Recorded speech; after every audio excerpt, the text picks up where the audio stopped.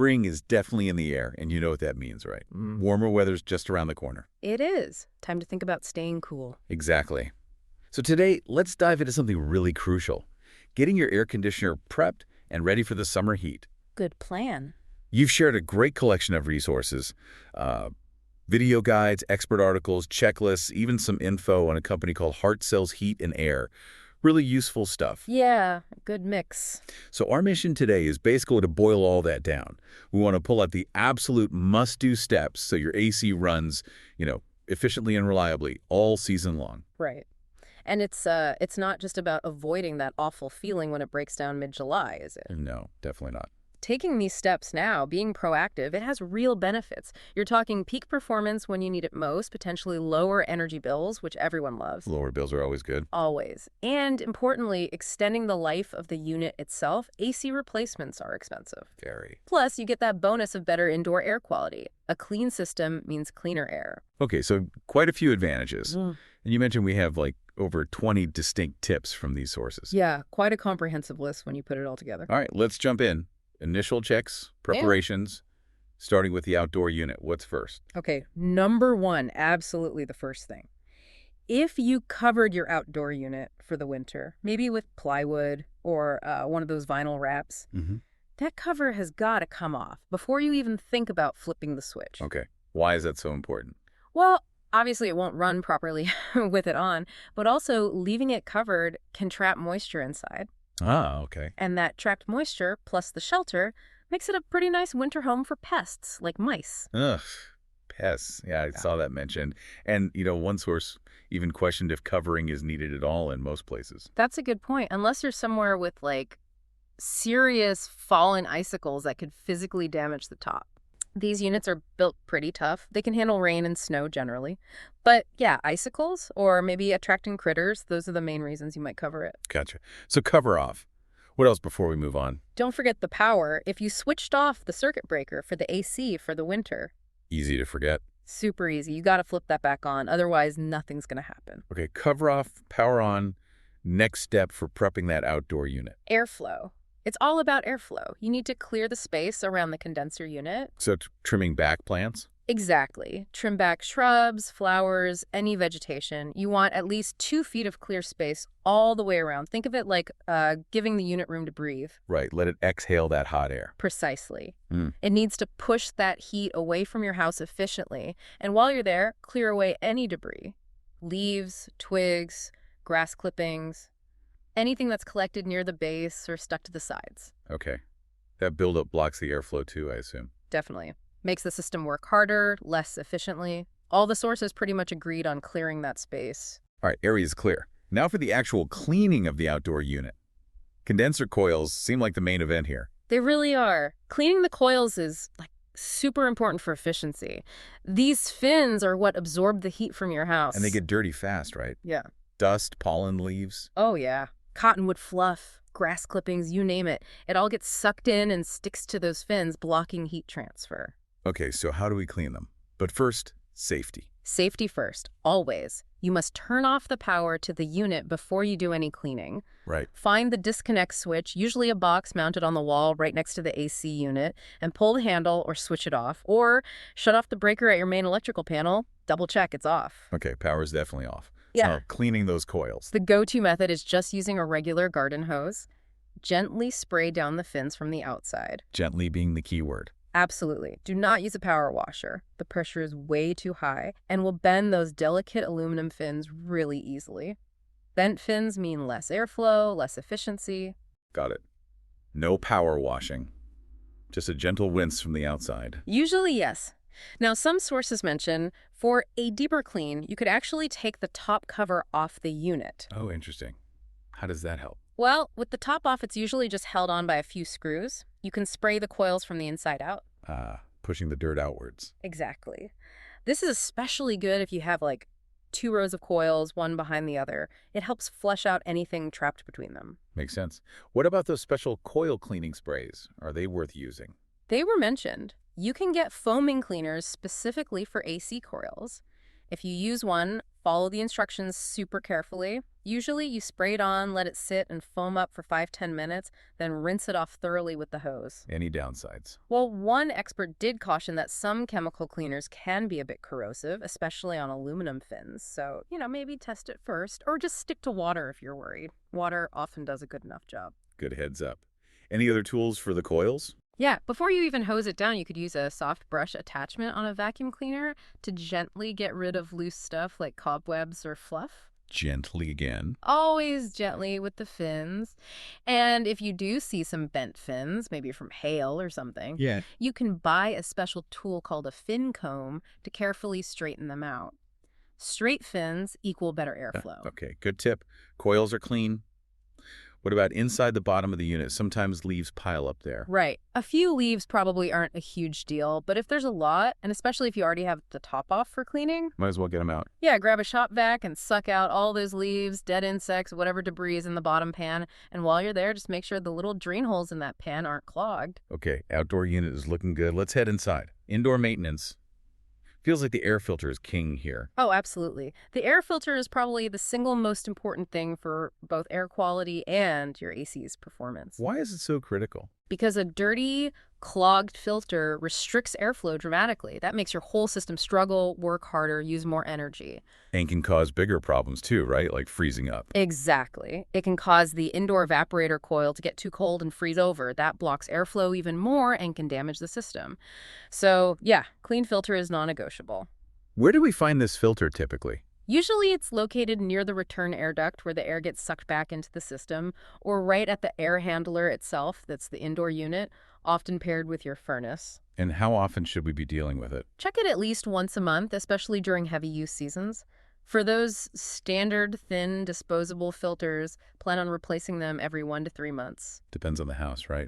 Pets, dust. Totally. If you have pets or live in a dusty area or run the AC a lot, you might need to change it monthly. What about reusable filters? Those you clean instead of replace. Follow the manufacturer's instructions, usually rinsing with water, maybe some mild soap or vacuuming. The crucial part is making sure it's completely dry before putting it back in. A wet filter is bad news. Okay, and putting it back in. Direction matters. Yes. Look for an arrow printed on the side of the filter frame. That arrow shows the direction the air should flow. Make sure it points towards the furnace or air handler, not away from it. Installing it backwards reduces its effectiveness. Good tip. Arrow towards the equipment. Okay, filter sorted. What's next inside? The evaporator coil. Yep, the evaporator coil. That's the indoor counterpart to the outdoor condenser coils. It's usually tucked away above the furnace. Is this something we clean ourselves?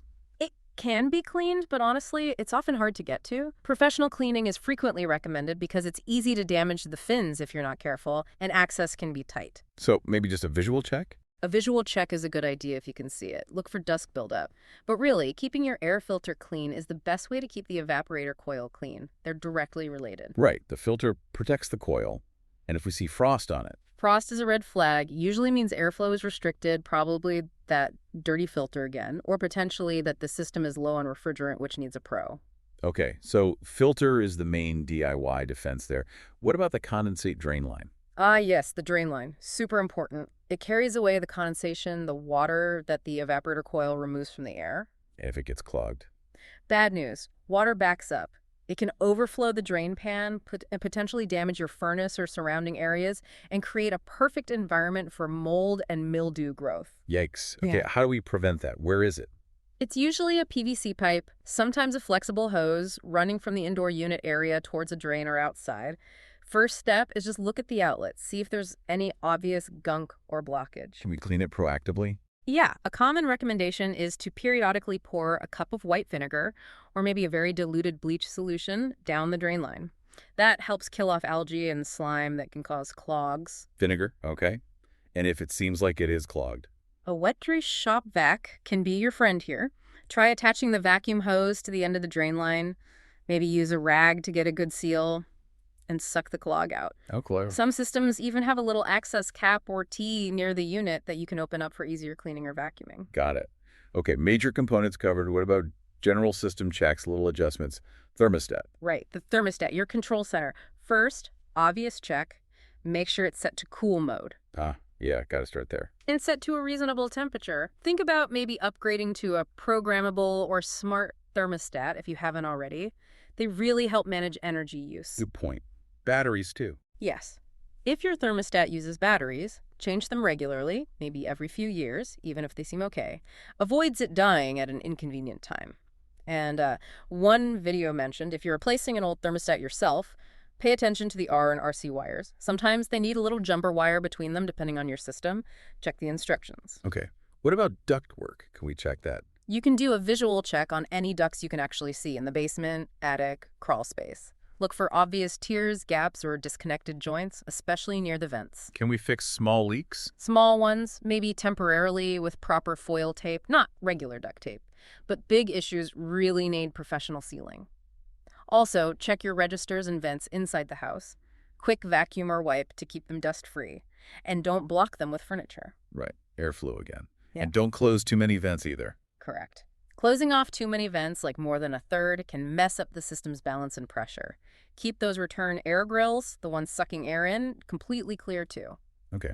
Any other visual checks we can do? Take a look at the refrigerant lines running to the outdoor unit. Specifically, the larger pipe should be covered in insulation. The fatter pipe? Yeah, the suction line. If that insulation is damaged, missing, falling apart, it should be replaced. It helps keep the refrigerant in the right state and protects the compressor. And the outdoor unit itself, make sure it's level. Reasonably level, yeah. Yeah. If the pad it sits on has sunk badly on one side, it can affect things. You can sometimes carefully lift it a bit with a shovel and shim under the pad with sturdy rocks or pavers. Just be gentle with those connected lines. Okay.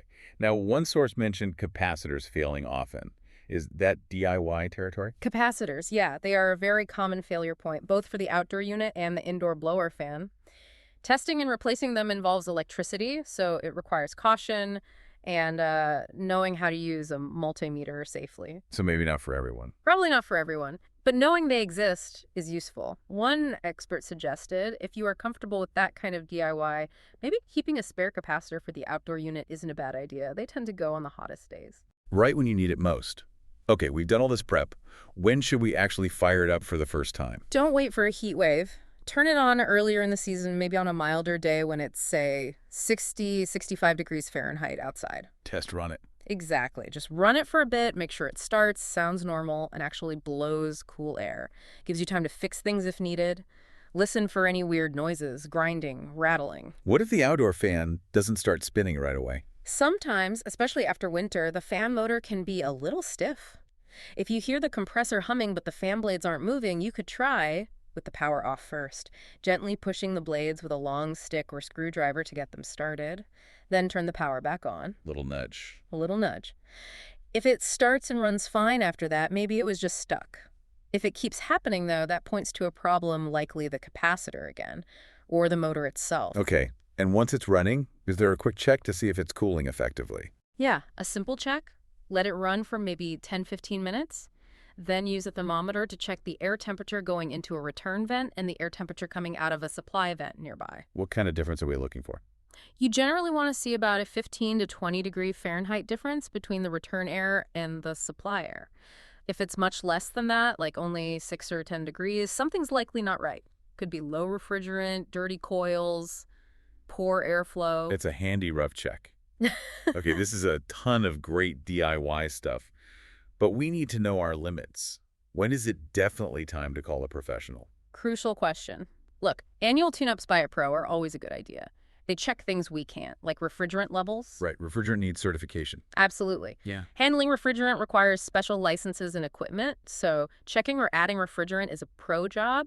Deep cleaning that indoor evaporator coil, usually best left to them too because of access. Anything electrical. Definitely call a pro for any electrical component inspection or repair. Not worth the risk. Same for major ductwork repairs or sealing.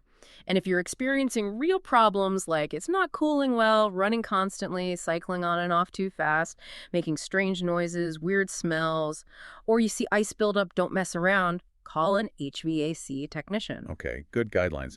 Now, you mentioned Hartzell's Heat and Air came up in the sources. Yeah, they're an HVAC company, it looks like based in Oklahoma City and Kingfisher. Their materials really push the value of preventative maintenance. Did they offer plans for that? They do. They have preventative maintenance agreements, PMAs. These typically involve scheduled tune-ups, inspections, sometimes priority service or discounts.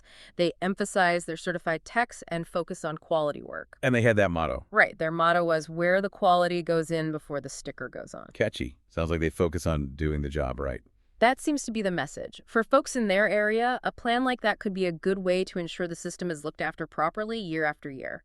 Peace of mind. Absolutely. Well, that's a pretty thorough rundown, pulling from all those different resources on getting your AC ready for spring and summer. Hopefully it gives you a solid checklist. Taking these steps really is an investment. It's about efficiency, saving money potentially, extending the unit's life, and just being comfortable when it gets hot. For sure. We really hope this deep dive gave you a clear, practical roadmap. What step feels most important for you to tackle first? Or what other AC questions are on your mind? And maybe a final thought to leave you with. We focused heavily on the AC today, right? But think about that preventative maintenance idea more broadly for your home. What other systems, maybe your water heater or appliances, could benefit from a similar checkup this spring to keep everything running smoothly?